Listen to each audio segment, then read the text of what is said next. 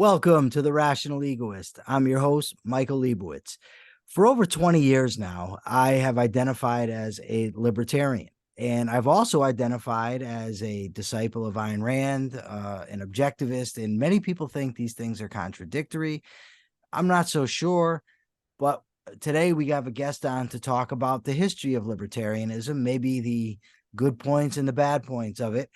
I don't know if I need to introduce him anymore. He's our bi-weekly guest and my great friend. He's also the author of Creating Christ, The Passion of Ayn Rand's Critics. He's the administrator of the oldest Ayn Rand Facebook group, He's Mr. James Stephen Valliant, and he's here. And welcome, Jim. Howdy, how you doing, my brother? Always great to be here.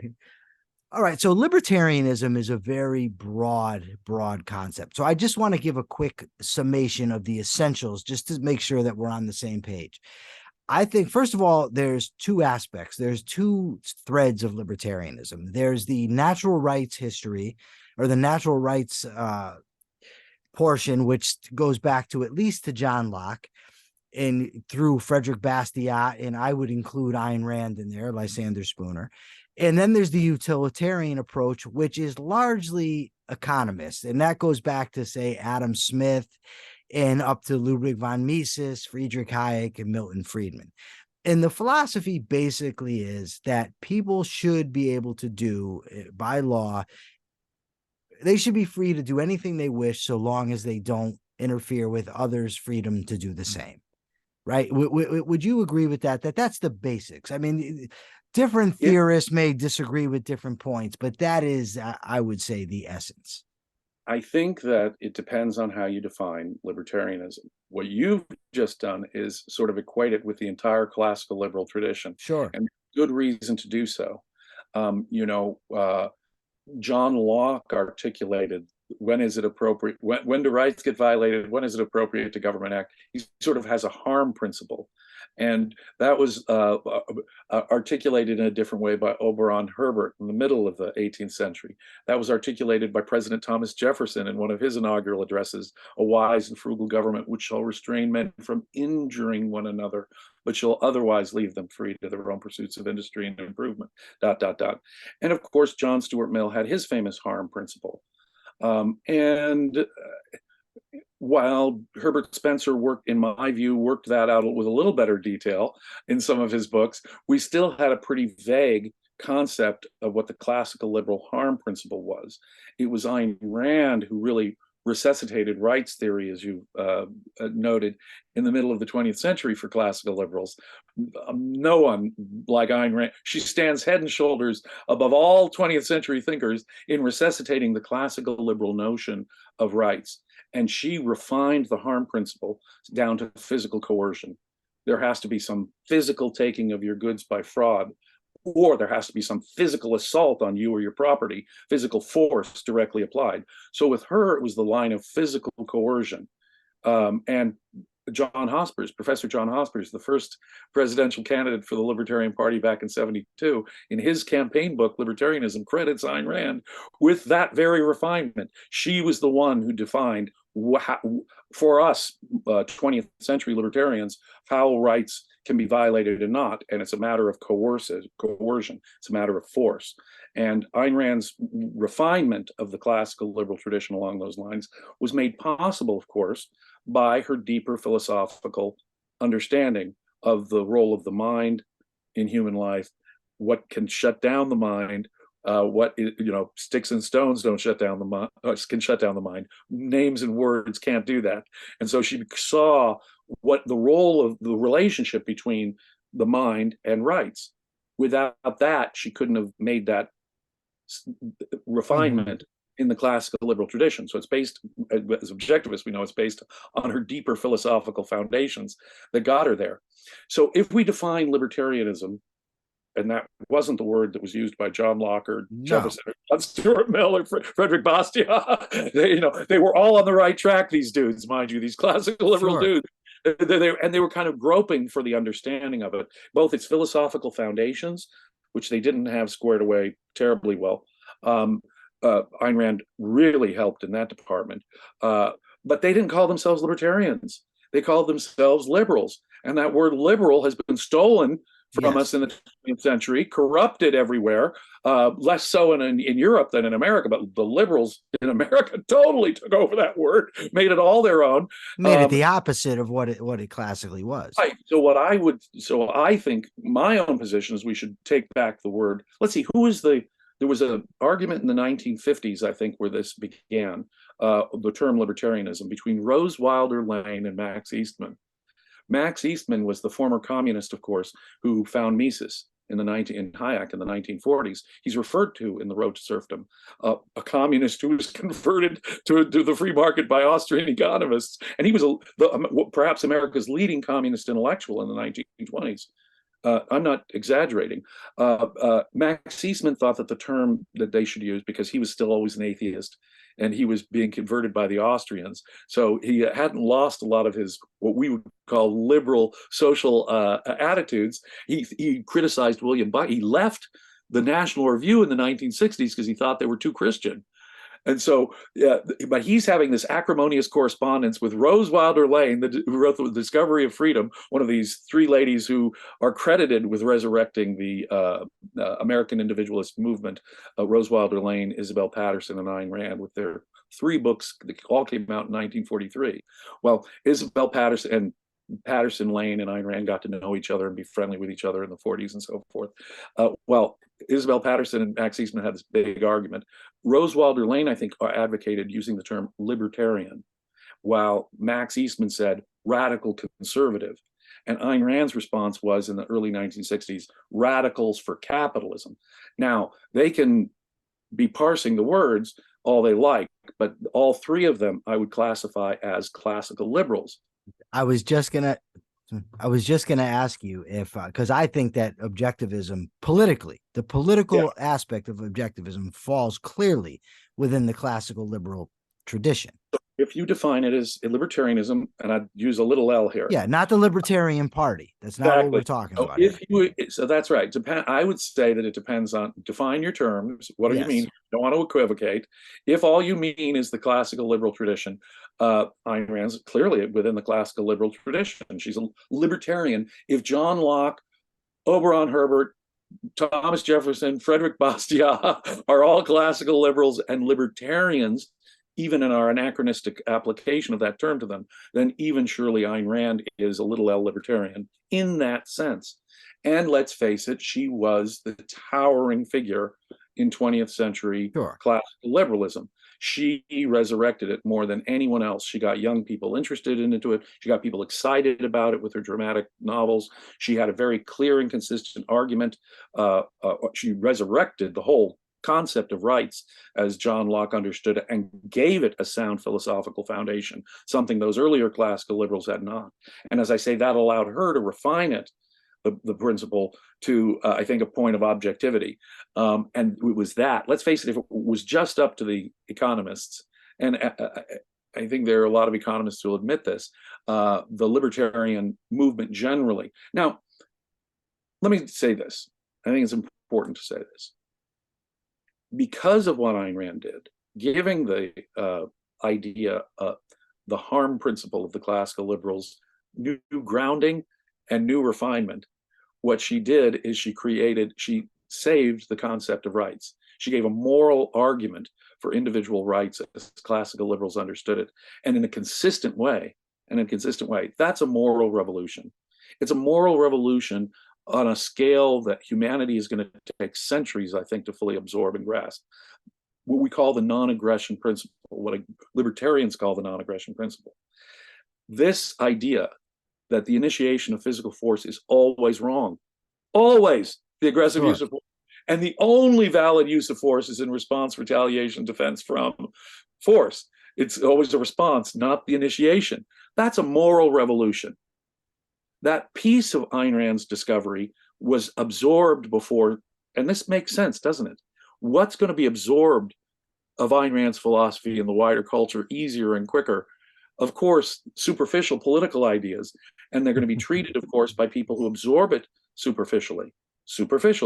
Yeah, and rather than the conceptual common denominator. Exactly. The politics is much easier, sure. It becomes an axiom.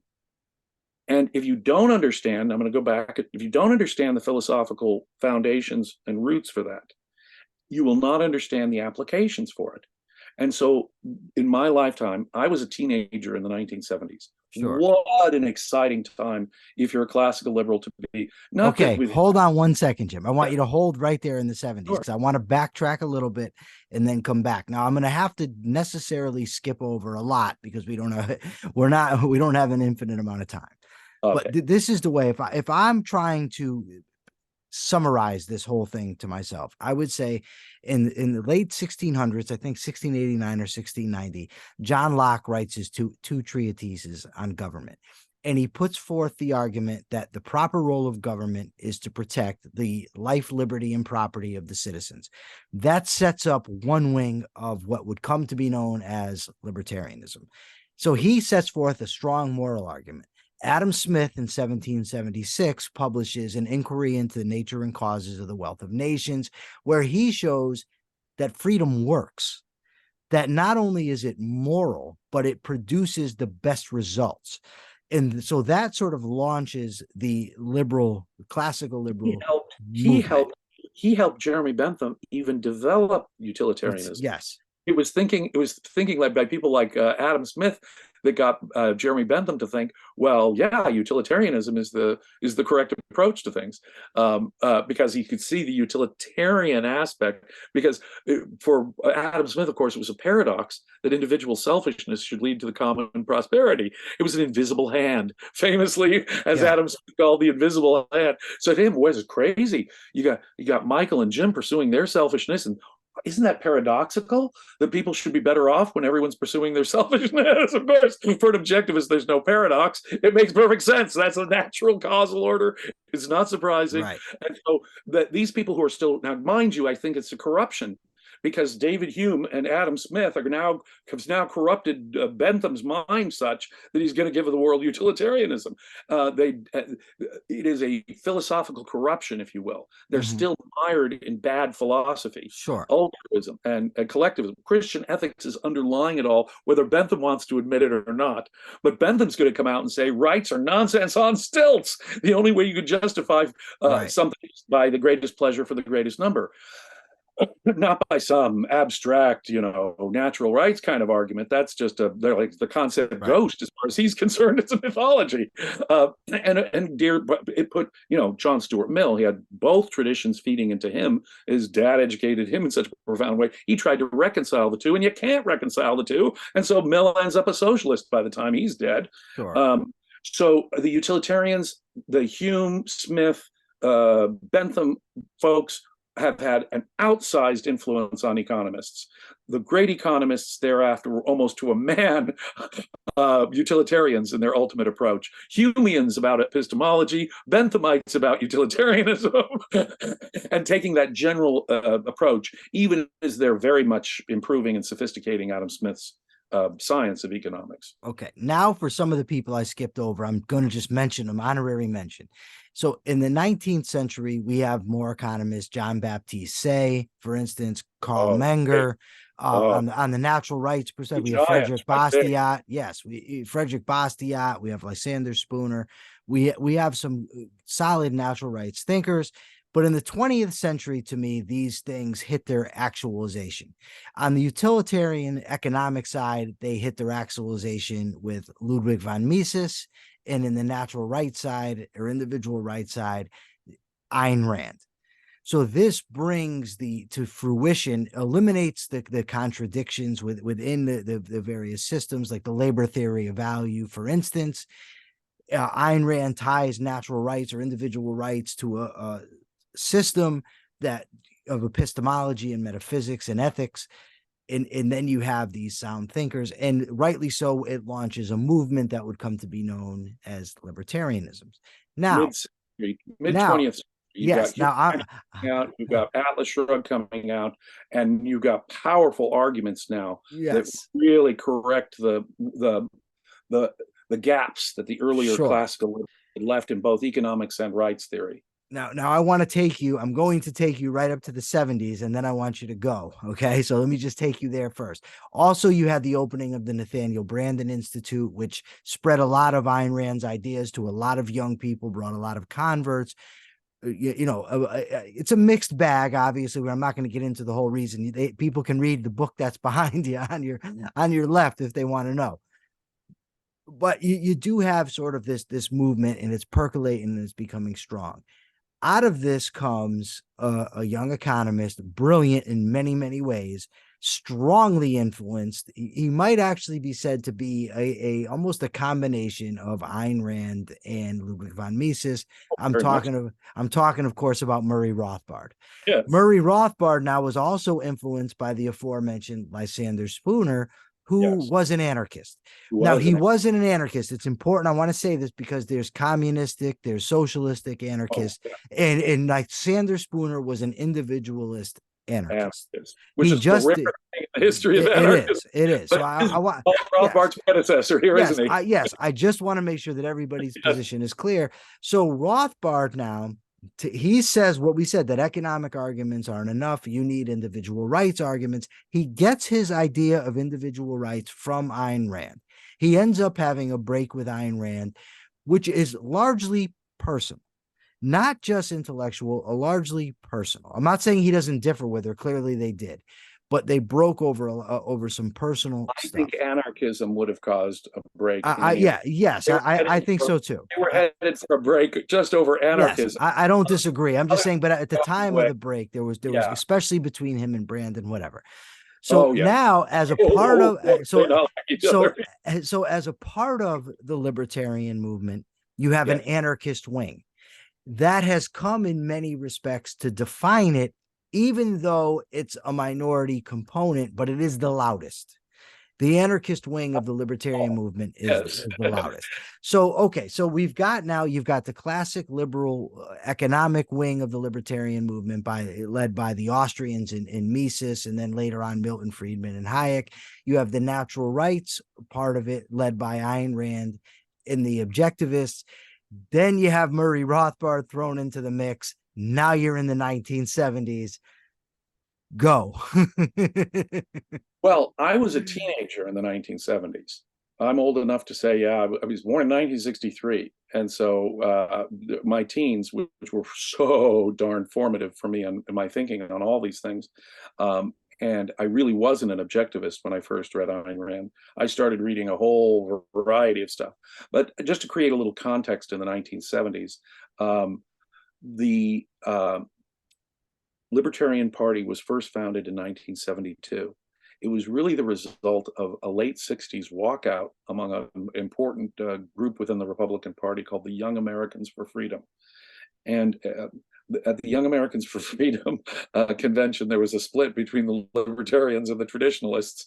And when the Libertarians split off from the Young Americans for Freedom, that sort of created this nascent movement that was percolating, and it became, a few years later, the Libertarian Party through the efforts primarily of Murray Rothbard.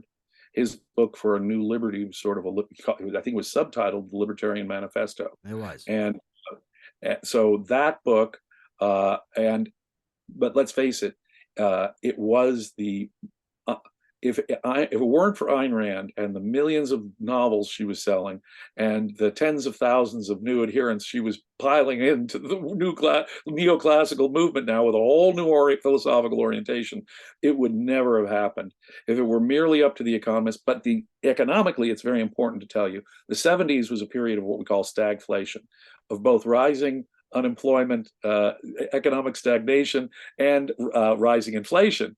Now, the Phillips curve, of course, said that they were inversely related, and so the 70s was a dramatic refutation of the Phillips curve, and Keynesian economics, as a consequence, was being dramatically questioned as traditional Fed policies were seeming to fail in stopping inflation in the 1970s.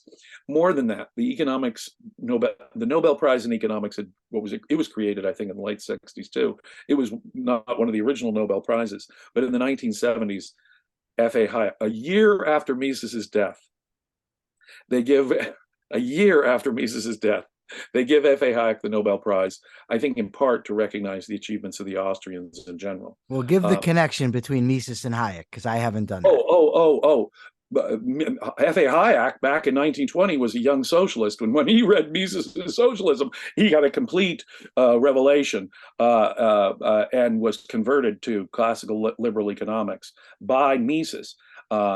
He was never a consistent principled advocate of a strict free market. Even he regarded his master as a little too intransigent on certain matters, undiscussable on certain matters. So objectivists have seen the philosophical weakness of his approach and his compromises. But Hayek was a very important figure in 20th century economics.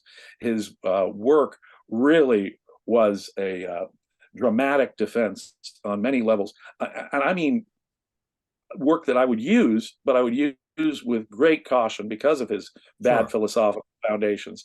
But it wasn't just Hayek who won the Nobel Prize. Milton Friedman shortly after that. And a few years after that, James Buchanan.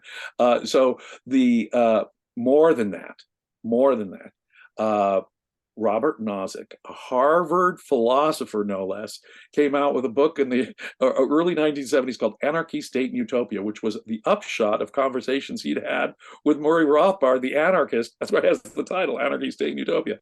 He was trying to justify a minimal state in part in that book too.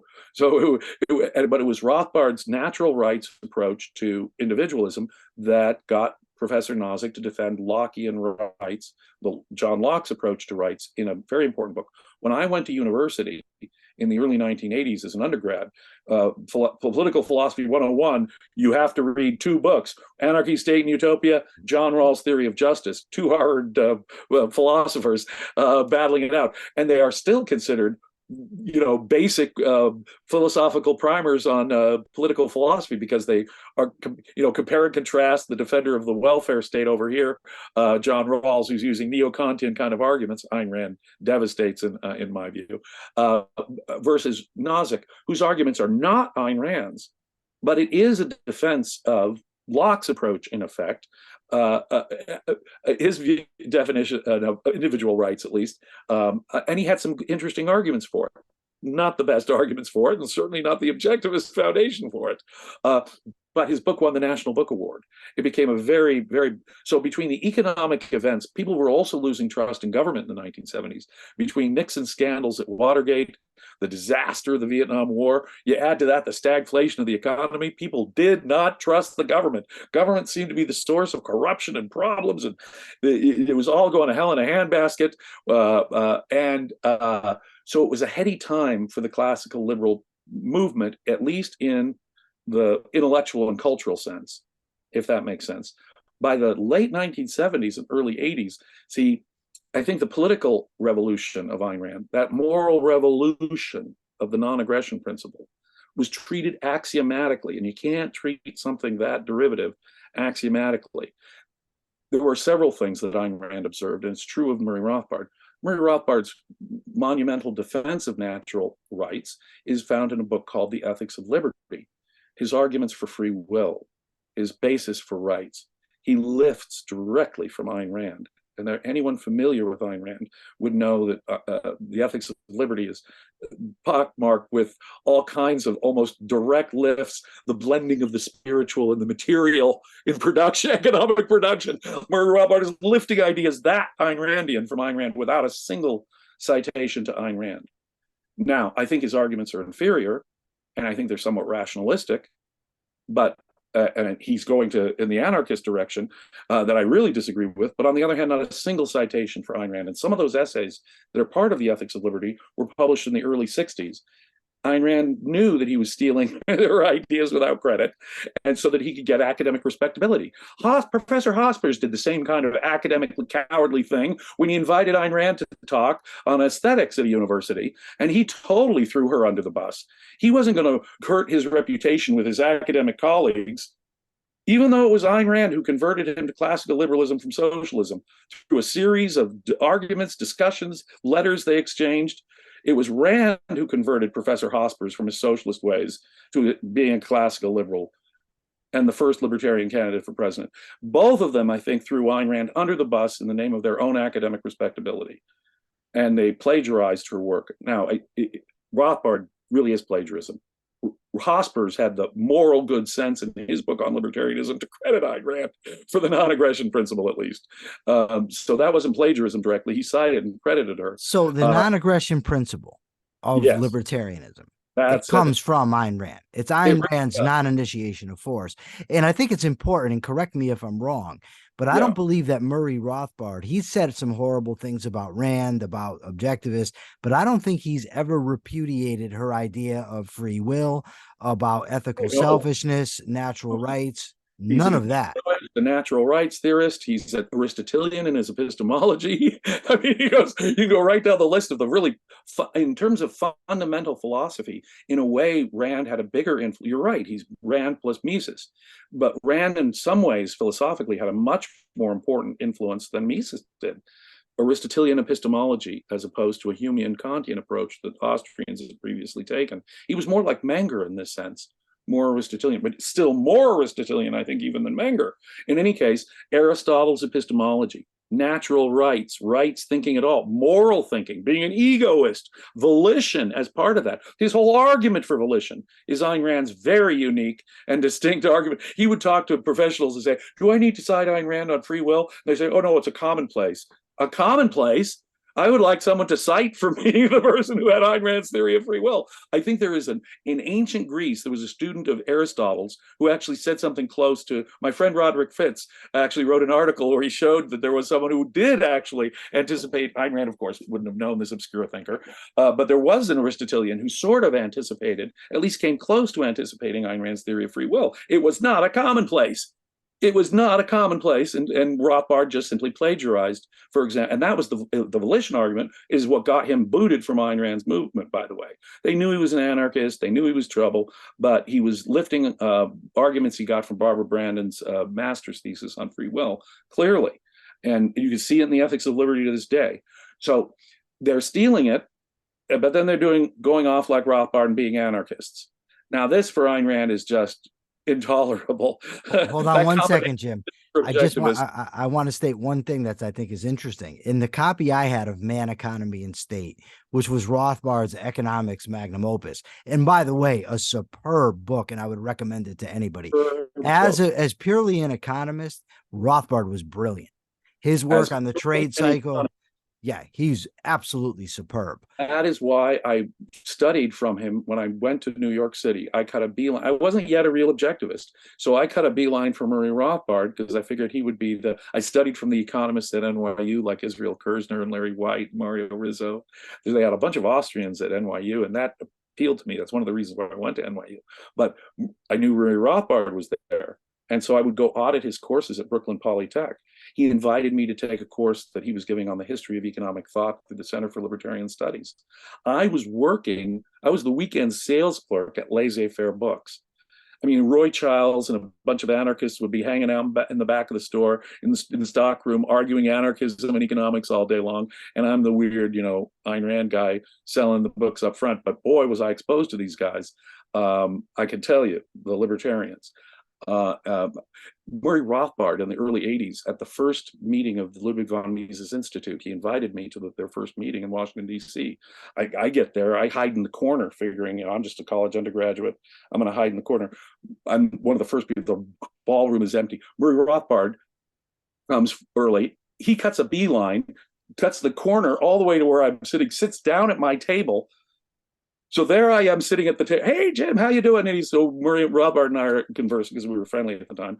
Up come Congressman Phil Crane, Congressman Ron Paul. Oh, Jim, I want you to meet Congressman so-and-so and Congressman so-and-so. And I said, Ron Paul wrote a good book on the gold standard, Murr. And he said, oh, yeah, thank you. I wrote it. And I learned that Rothbard had basically ghostwritten Ron Paul's book defending the gold standard. So nice. I got to know. It's not like I was, I was very much exposed to these people. It took me a while to become a real objectivist from a libertarian orientation, if that makes sense. You actually traveled the same path I did. I was a libertarian first. But what I was going to say, in my copy of Man, Economy, and State, and I believe it was the introduction or the preface, whatever, Rothbard actually wrote, I now subscribe, something to this effect, I'm paraphrasing, to this Randian ethic. So Right. he acknowledged in He that and he would acknowledge privately, but that's a pretty vague statement. This Randian ethic, which he, yeah, what does that exactly mean? And you really have to open the pages of his books to find this out. sure. Now, Murray Rothbard said things that I absolutely, at the time too, I was growing more, as I knew Murray Rothbard, I grew more and more skeptical of him. I mean, he's a friendly guy, in some ways, an utterly charming guy. He did not like Nathaniel Branden one little bit. I think he may have ripped on Ayn Rand ridiculously and dishonestly, unfairly, as I drew out from him, because I read his critiques of the Ayn Rand movement, and I said, Murray, so who was kicked out for not liking Rachmaninoff's music from Ayn Rand Circle? Oh, no one was kicked out. It was fictionalized, Jim. Fictionalized. Okay, so you're making up stuff. You're making up stuff about the Ayn Rand movement. And he basically admitted that to me.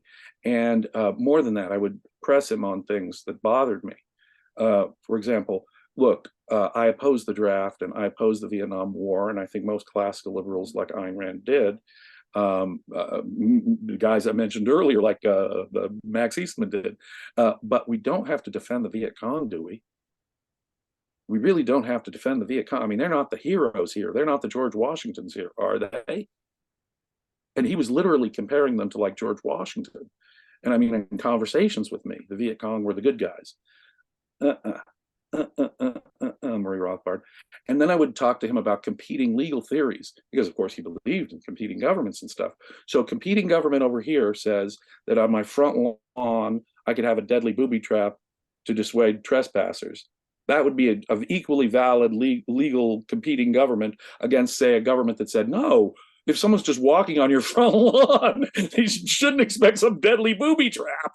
That is an unreasonable way to protect your, see, a non-libertarian approach that understands the philosophical foundations of property rights alone can answer these kind of questions.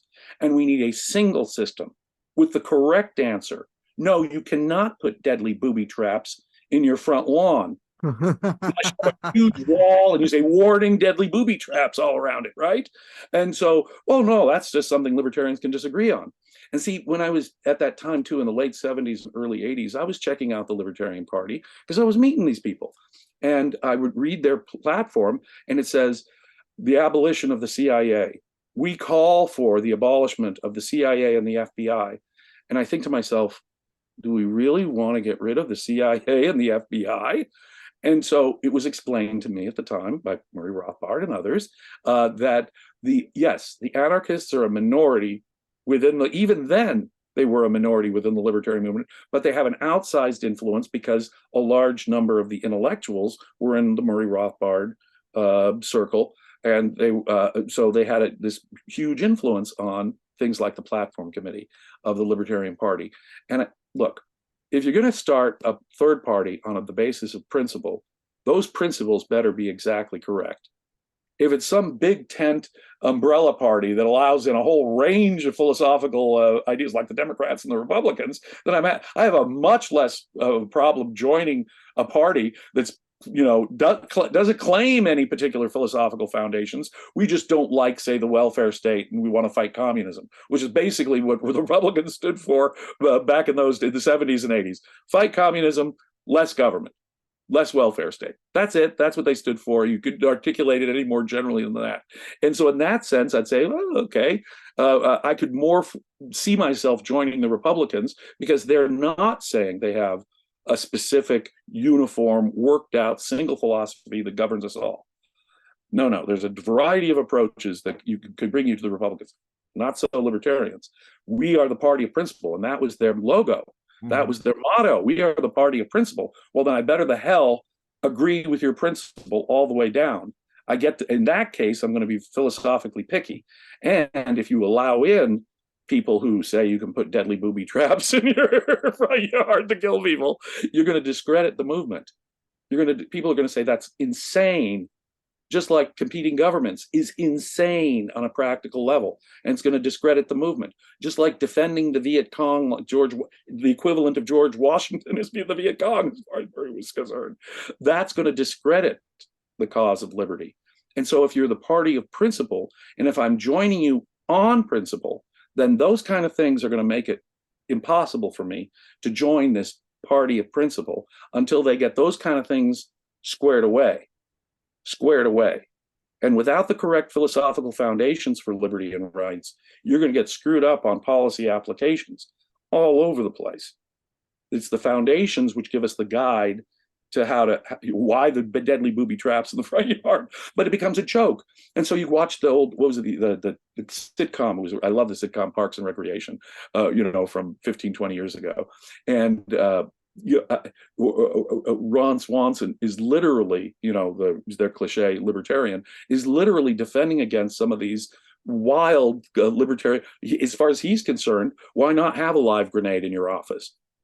For him, that's no problem. Or I've actually had arguments, Second Amendment arguments, with libertarians about whether that Second Amendment allows you to have tactical nuclear weapons in your backyard.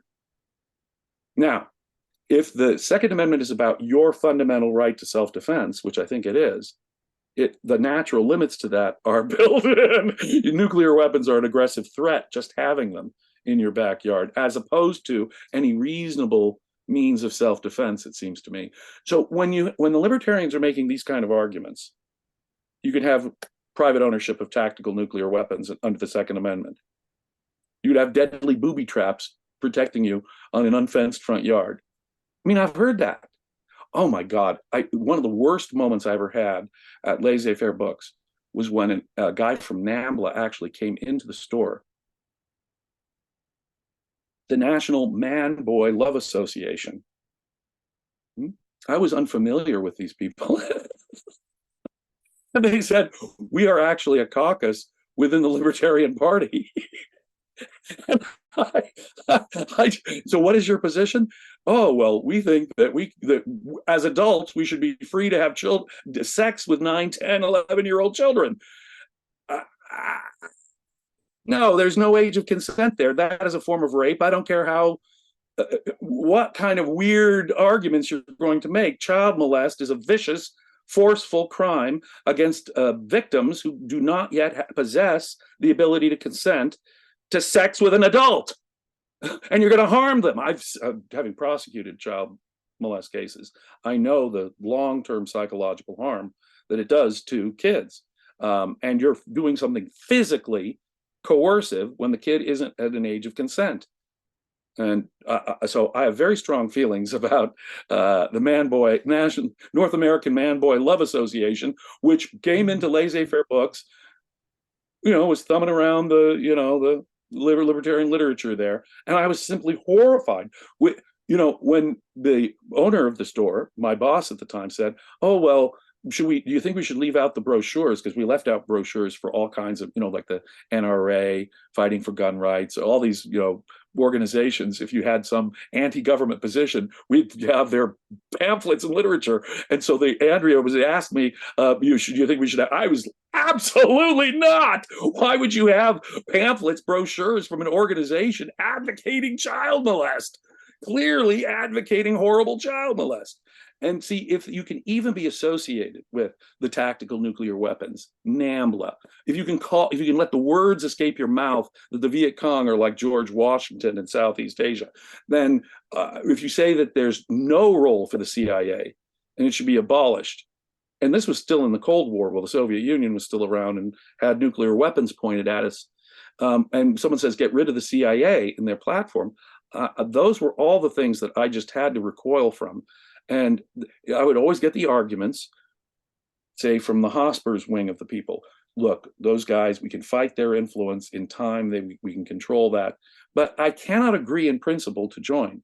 I disagree. There's something wrong here when all those applications are that radically wrong, and you guys are tolerating it in your big tent approach to libertarian, because they wanted to include Christian libertarians. They wanted to include anarchist libertarians with these wacky ideas. And so if your tent is that big, then I'm sorry, we don't agree on principle. We do not. Your understanding of the non-aggression principle from Ayn Rand is obviously superficial, philosophically shallow, and its applications are insane. Now, it is a moral revolution that Ayn Rand set forth in the non-aggression principle. An amazing moral revolution, a benevolent vision for humanity that is, I think, will be even a greater scale. Say, slavery was pretty awful, but I think that the non-aggression principle itself is a moral revolution, conceptually even broader, and the next step in the social evolution of humanity, in my view, if we have any future, if civilization has any future. It is a revolution that hasn't yet sunk in, but it was an idea that people could, at a superficial level, grab onto. Libertarianism is just that. If it was just up to the economists, there wouldn't have been a libertarian party or a libertarian movement. It was Ayn Rand's passion. It was her passionate defense of individual rights.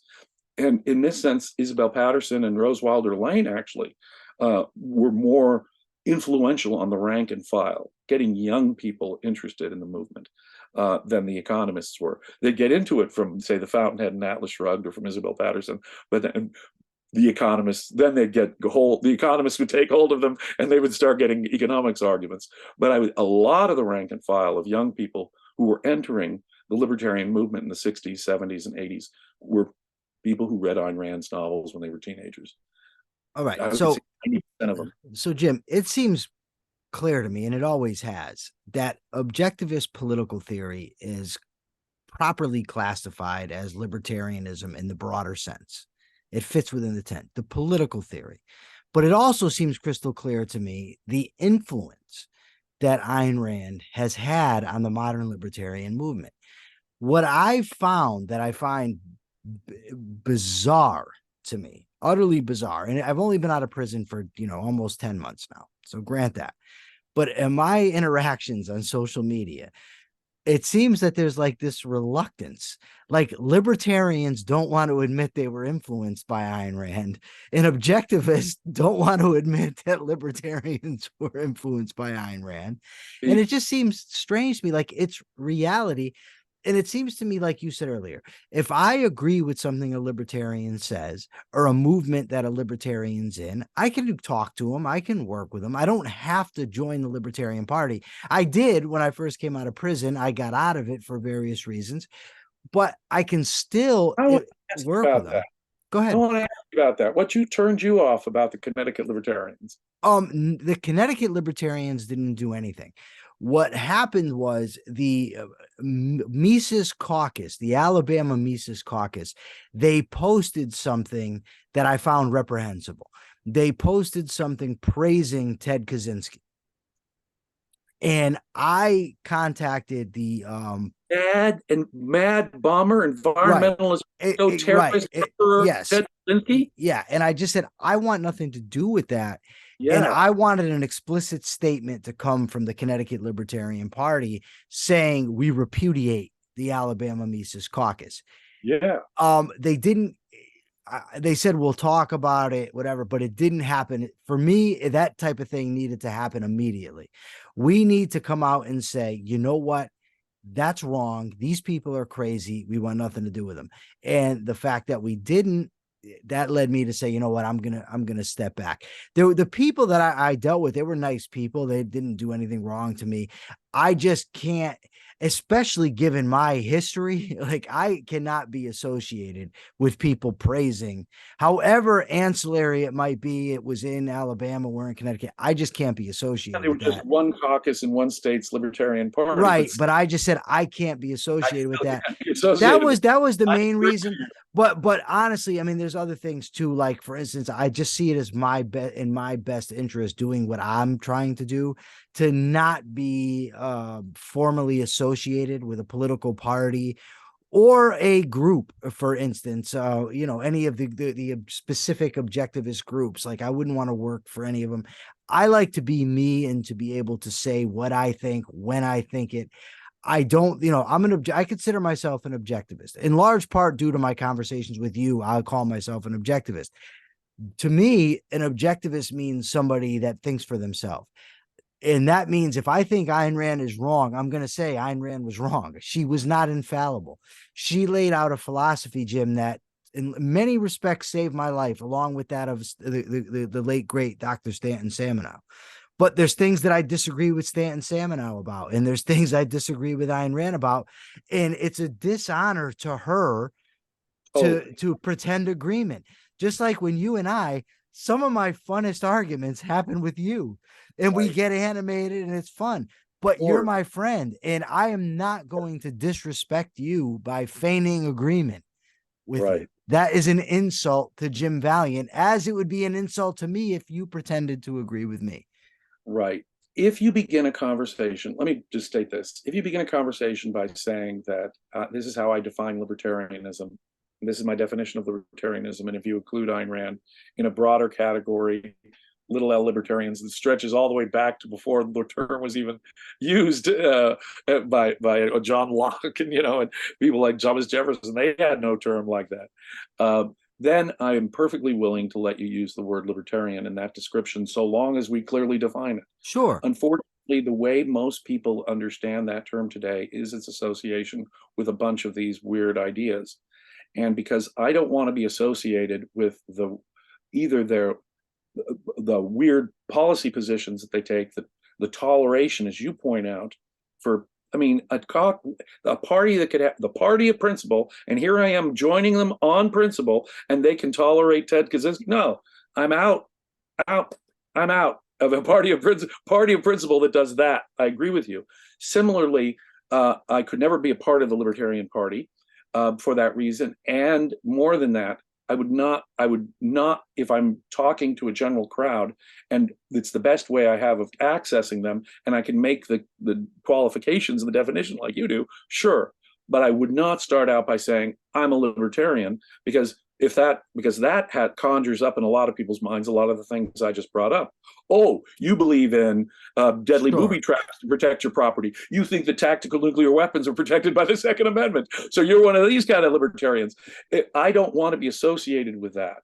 And so I think it is a huge mistake on the part of many libertarian or many objectivists, and I will use the term here, objectivist, where I think some objectivists, and I'm going to agree with you strongly, where some objectivists make the mistake is they make their enemy, their sectarian enemy, the libertarians, such an enemy that if the libertarians say something, their knee jerk, their patella reflex is to say no. And every time a libertarian says, it's not that everything that a libertarian, obviously they're so deeply influenced, some of them by Ayn Rand, they're going to say things that make a lot of sense, things that out of context or even in context we might agree with.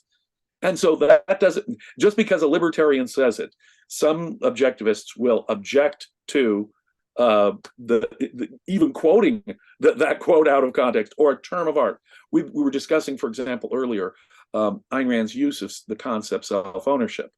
Now, ownership is derivative from the right to life. I am not my stuff.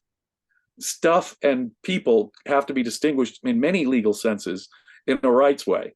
And so an objectivist will properly make the argument that, strictly speaking, your body is not your property. Strictly speaking, you are different from your stuff, and because we can treat them legally differently. And in many contexts, we'd have to treat them different legally. And it's a derivative right. I mean, if, for example, the Mexico, of course, is a science fiction.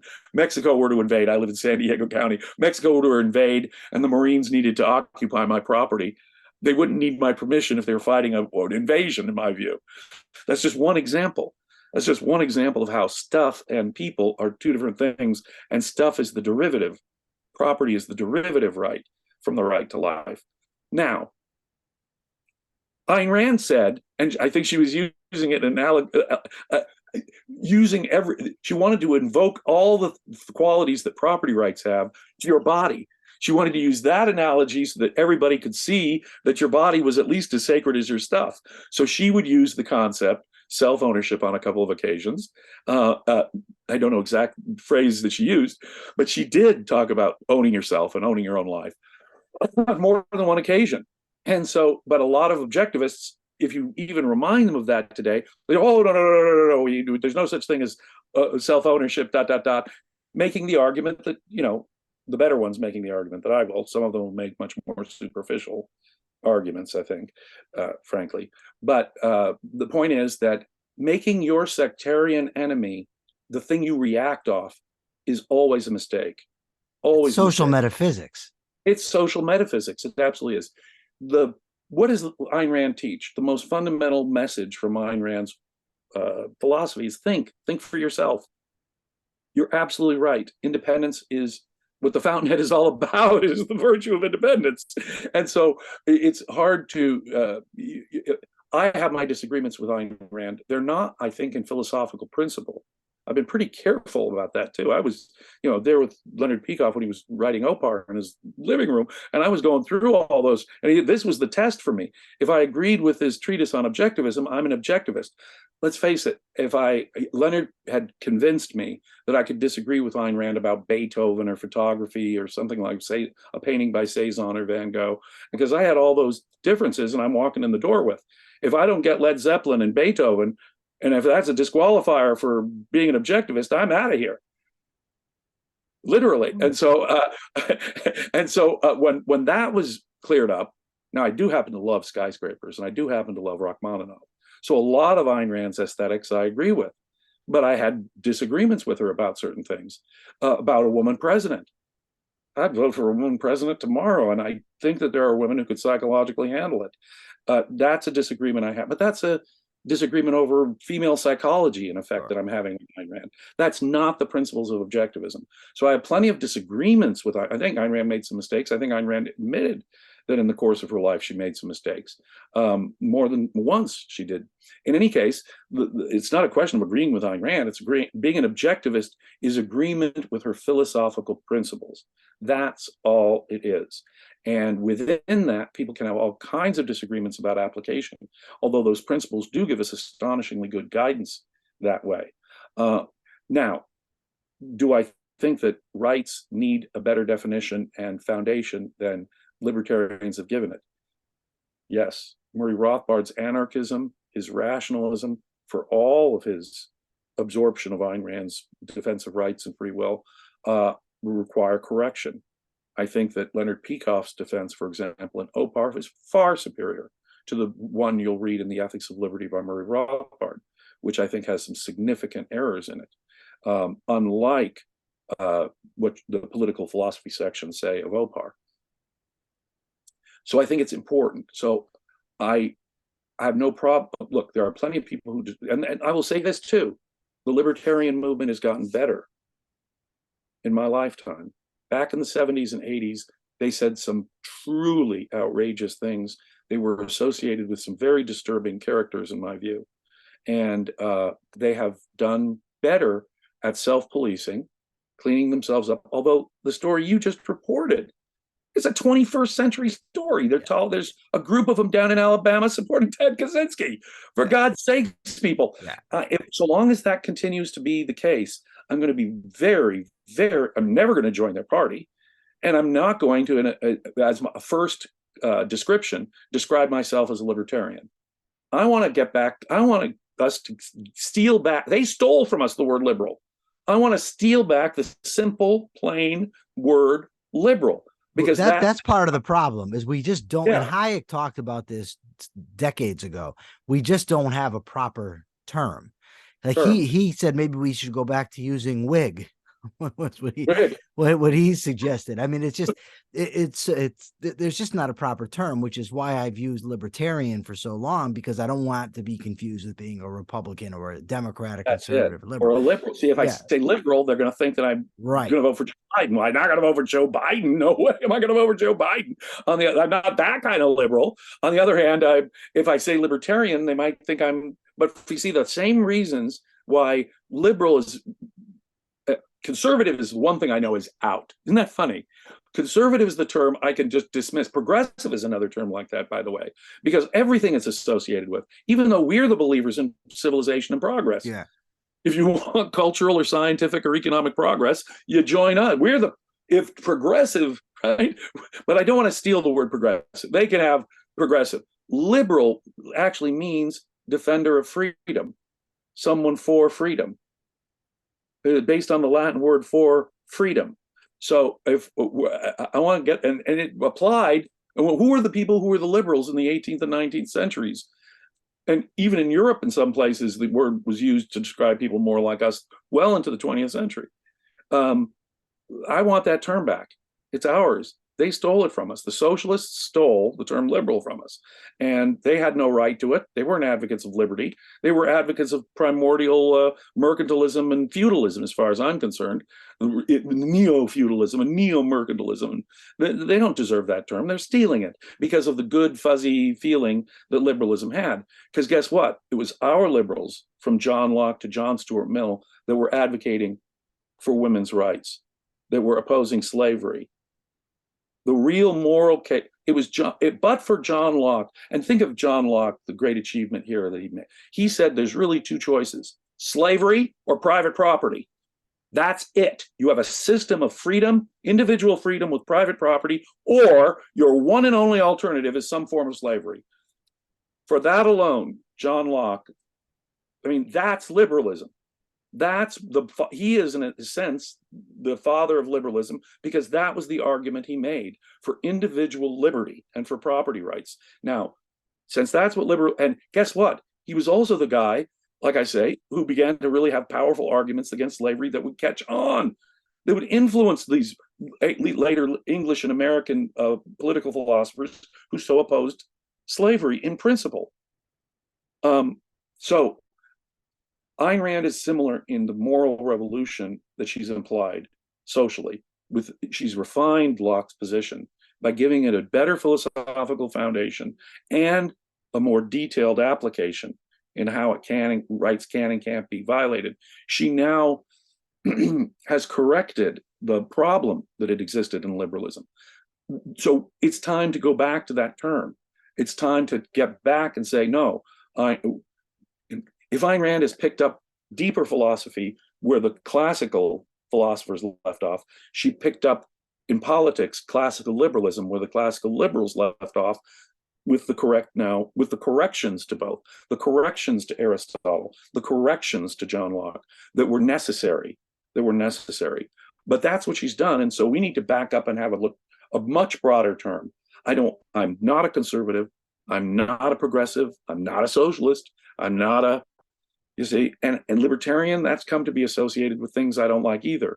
So unless I can explain myself, I try not to use the term libertarian at all.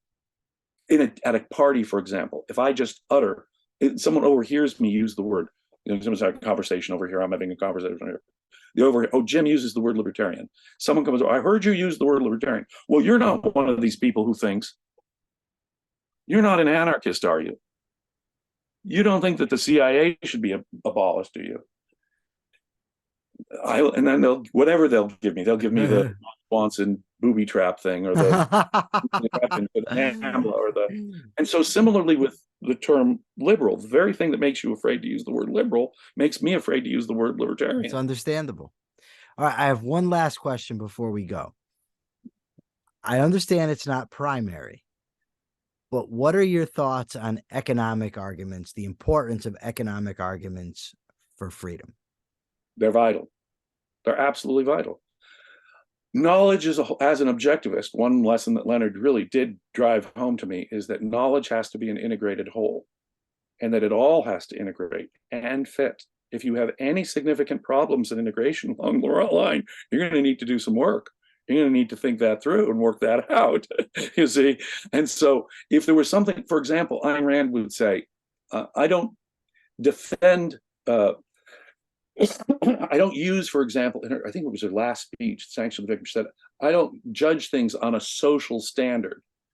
But on the other hand, if the left really cared about the poor, they would have embraced the free market long ago.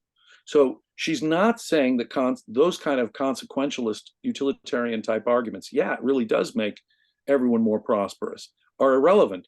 Quite the opposite. If it didn't practically result in greater prosperity, Ayn Rand would have opposed it. She wouldn't have been an advocate of freedom and rights because it works. And one of the ways you can test the working, and that has to be thoroughly consistent with, is economics. If economics simply was showing us that it didn't work out, I'd have to question the whole thing. Now, let's get the hierarchy correct, though. Let's get the hierarchy of things correct. I have to have a means of knowing. I got to get my epistemology squared away. I got to get my basic approach to values squared away first before I can engage in any science. So philosophy is hierarchically more fundamental than economics. Absolutely. And I think the other important thing is, although the economic arguments have to be there, they have to, and I think we've got the economic arguments, no question about it. The people who really turn, like Adam Smith, and really put it on economics on the map. And you pointed out Say, and I mean, there were some really great economists, Menger and the marginal revolution. William Stanley Jevons and Carl Menger created a revolution and turned economics into a real science. Don't leave out Leon Walras. Don't leave out Walras. No, no. But those dudes, those guys who were engaged in the marginal revolution in the late 1800s, turned economics from a vague set of principles into a real science, in my view. And then look at what the arguments we have now. Look at how Mises was able. He could predict the planned chaos of controlled economies and totalitarianism. He could see it coming a mile away. And boy, was he right. It's the coordinate. It turned out to be exactly correct. You know, the eggs show up at the delivery station, but we don't have enough cardboard cartons to deliver them because there's this economic lack of coordination because we don't have a free market price system. You know, there's only so much a commissar from his balcony could do, if I can use the arguments I got from Mises and Rothbard. And so, yeah, economics feeds into this, and it has to be part of it, and it has to be consistent with overall. Now, economic arguments are never going to be as powerful as moral arguments. I think that if people are convinced that something is morally right, they'll go down with the ship on it, baby. Altruism proves this, and Christianity proves it. They'll have the jihadist martyrs who commit suicide bombers prove that, your deeper moral values can turn you into a suicidal monster, So our value orientation that we're presupposing in economics is what's going to really control it. It's going to control it. Socialists really don't care. If I say total prosperity may be lower, and then they'll come back with, but will people be more equal? Will it be more fair? Now, you see, what we're up against, if total prosperity and vastly more wealth of the country isn't going to convince them, and even average prosperity being higher isn't going to convince them on these consequentialist levels, these economic arguments ain't going to get anywhere. These moral arguments trump them. And I've had so many arguments with left-wingers where they're happy to look me square in the face and say, I really don't care if the nation overall is poorer. You can use all your Henry Hazlitt arguments about how the net effect is the nation's overall poorer, and it's not going to give them a moment of pause. Not a moment of pause, because moral arguments are more powerful. That is the truth here. I think people that's why Ayn Rand really was the great generator of a neoclassical movement, a neo-Aristotelian movement, the Libertarian movement. All of that was inspired by her, now to various degrees of agreement and disagreement, but she did inspire a libertarian movement for all their mistakes. With that, she did inspire a neoclassical movement. She did inspire a neo-Aristotelian movement to happen in the last 70 years. And bless her, because, she's starting to get the argument shifted over, so, at least among certain intellectuals, shifted over here. But moral arguments are far more powerful at the end of the day. They are what's going to do it. Besides, the philosophical foundations of economics itself becomes questionable. I had a wonderful discussion with my buddy Alejandro on a recent daily objective for the Ayn Rand Center UK, where we talked about Milton Friedman and his work on methodology. He completely undermines economics as a science in his famous essay on methodology. It was one of the most important economics methodology papers ever written, perhaps the most influential in the 20th century. And he's total positivism. You got to be subjective about values. We can never inductively infer scientific generalizations. It's all tentative. This entire approach of Friedman in this case, methodologically undermines the economics as a science. And so that if it's got, oh, he's a positivist, so it's got to be quantifiable. And so there's got to be these one-for-one mathematical relations, which is one of the great weaknesses of Chicago school versus Austrian school, frankly. The Austrian school says, I can't tell you the timing of this. There's so many factors. I'm not going to tell you the exact number. I'm not going to, right? I'm just going to tell you there's a tendency and that there are other factors working here. So, but the Milton Friedman, no, there's a mathematical one-for-one relation between monetary inflation and price inflation. And then the instant the left gets wind of this and they show two examples of Milton Friedman being wrong, you libertarian economists are all wrong. You get all your predictions wrong. You libertarians don't know how to predict economics. Because you see, he put it on the pseudo-scientific basis where he's trying to imitate the physical sciences. He didn't have a correct approach to epistemology. He was a subjectivist about values. Milton Friedman methodologically is undermining the entire science that he devoted his life to. Now, don't get me wrong. I think his monumental monetary history of the United States, he did with Anna Schwartz, I think, phenomenal work. He showed a general tendency. He showed a relationship between monetary manipulation and the business cycle, in my view. Did he show a mathematical one-for-one relation, which he sort of commits him to by being a positivist? No. And when one newspaper headline contradicts it, then you've got all the Paul Krugmans out there saying, see, you guys always get your predictions wrong. Which, of course, is, let me put it this way. Philosophy is inescapable. The methodology that many of these people use undermines the case for even for free market economics. But we need both economic arguments and ethical arguments if we're going to win the day. And the two have to be kind of integrated. By a proper philosophy. That's right. We're the ones who can show that a moral approach will have the best practical results. We are the ones who have no theory-practice dichotomy. We alone are the ones who have no theory-practice dichotomy. We can be both perfectly consistent with our moral vision of things, defending the profit motive as such in the process, and we have to do that. We can't shy away from defending the profit motive as such, and that requires a kind of egoistic moral philosophy and moral foundation. Just cannot do that. And so philosophy, including moral philosophy, is more important than economics. But at the end of the day, we need both. We need to inspire, motivate, let people feel the rewards of what that would be. Let them say it's all right to live for your own sake. Making a profit is a good, virtuous thing. Your creative thought and hard work is a good thing, and you deserve your profit, Mr. Businessman. Unless we can do that, all the economics in the world, arguments in the world will come to nothing. We've had better economics. Can you tell me that the Keynesians or the socialists have had better economics? No. No, there's on the face of it, the free market economists have had better arguments from the beginning. Economics is properly dominated by the tendency to have free market. That's the one college department where you'll find some sanity in the humanities and social sciences. Now, but on the other hand, having the better economic arguments from Adam Smith to Ludwig von Mises hasn't won the day, has it? It is moral arguments that created America. It is moral arguments that created the Soviet Union. And it is moral arguments that will get us out of the hell that we're in now.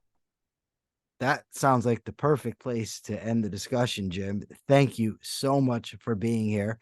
And tell everybody where they can find you. Well, I'm active on Facebook, as you noted. I'm there almost every day answering questions, arguing with people, engaging as I can, trying to be as available as possible. So I've got a Facebook page. I run the Leonard Peikoff Study and Appreciation page, the Ayn Rand page, which is the oldest and the largest Facebook page on objectivism. I'm an administrator at the John Galt line there. I am an active participant in many podcasts, most importantly, the Ayn Rand Center UK's podcasts, where I'm a regular host there and commentator. I also do a lot of work in the history of religion, and so you'll find me on podcasts of that kind. My website, www.creatingchrist.com.